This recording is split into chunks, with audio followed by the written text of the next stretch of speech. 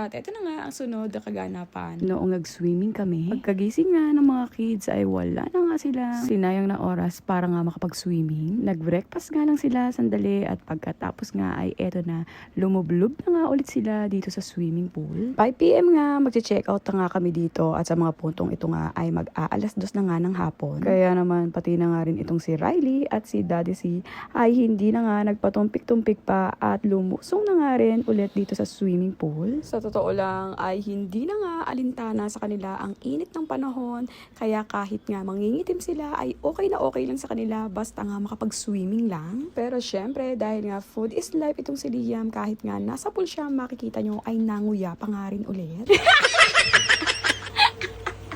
Alam nyo naman na sa kahit anong ginagawa nito ni Liam ay hindi talaga po pwedeng mawala sa kanya ang pagkain. Marami nga ang nagsasabi sa akin na i-diet ko na nga daw itong si Liam. Pero maniwala po kayo't sa hindi. Sa totoo lang, Monday to Friday ay diet day po talaga ni Liam. Kaya lang, paminsan-minsan ay talaga naman nakakapusulit pa rin itong si Liam ng pagkain. Meron din namang mga followers na nagre-reach out sa amin na wag na nga daw namin i-diet si Liam dahil darating din ang panahon na mamamayat nga rin itong si Liam. Sa totoo ay isa ito talaga sa pinakamahirap na ginagawa namin ni Daddy C pagdating nga dito kay Liam. Kung yung ibang bata nga ay hirap pakainin, etong si Liam talaga ay hirap naman patigilin sa pagkain. Pero wag naman sanang magsitaasan agad ang inyong mga kilay dahil sa maniwala kayo at sa hindi naman puro fast food, junk food at mga sweets ang kinakain nito ni Liam. Kung mapapanood niyo po sa mga iba niyang vlog ay kumakain po talaga si Liam ng fruits and vegetables. Kaya nga ganyan kalusog yan si Liam, wala nga pong masamang tinapay sa kanya. Bukod nga sa nagbi-milk pa po siya sa bottle ay nagbi-milk din nga po yan sa glass. Ayan, ganyan nga po siya kagana kumain talaga.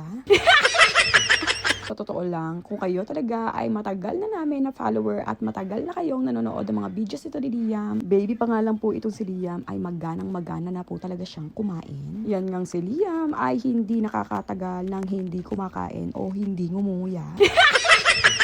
Sa mga puntong ito nga ay mag-aalas 4 na ng hapon at malapit na nga kami mag-check out. Kaya lang, nung sinabi ko nga kay Liam ay ayaw niya nga pumayag at mag-extend nga daw kami.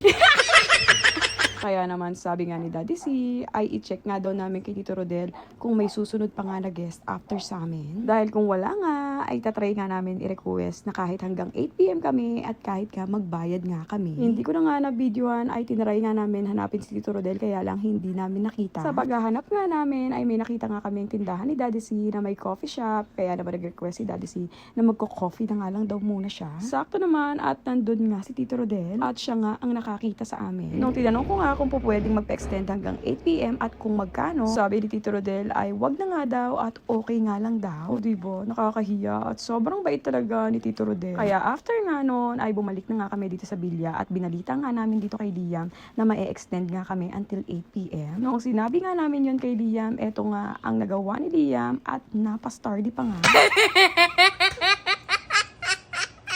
Matapos nga niyan, ay nagbihis na nga din ako ng panswimming at itataray ko nga dito mag-slide. Kaya lang, nung nandito na nga ako, ay nakaka-nervous pala talaga. Nakita ko pa, binibidyohan pala ako nitong mga pamangkin ko, kaya naman umalis na nga ako. Kaya lang, nakita pala ako ni Daddy C at pumunta nga dito. Ang sabi niya nga ay sasamahan niya nga daw ako at mag-slide nga kami parehas.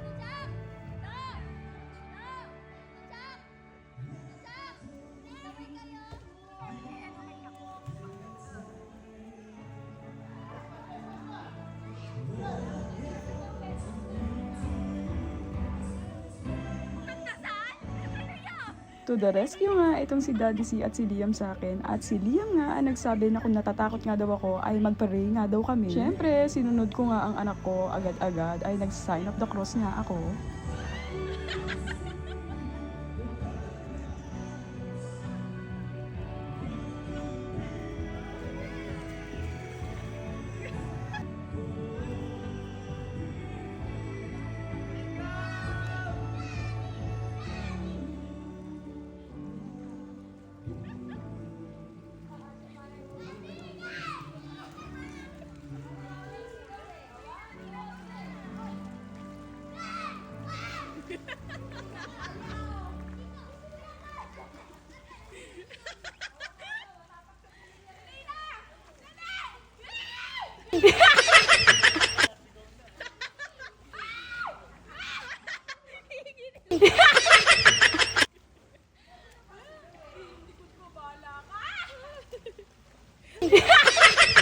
O diba, umabot pa nga ng ilang minuto bago pa nga kami makapag-slide. Fast forward, 7:30 na nga ng gabi at nag-prepare na nga kami para nga makauwi. Makikita nyo nga itong mga kids, talaga naman mga naging sunog dahil nga sa kakaswimming nila. Itong si Liam, walang kasawaang mag-swimming. Ang sabi niya nga ay gusto niya nga daw ulit lumublog. At nung na-prepare na nga namin lahat, nagpaalam at nagpasalamat na nga kami kila Tito Rodel. At pagkatapos ay bumiyahin na nga kami pa uwi. Muli gusto ulit namin magpasalamat kay Tita Ann and family. Pati na nga rin kila Tito Rodel, Tito Celine and family sa pag-welcome sa amin dito sa Herbal Hot Spring Resort.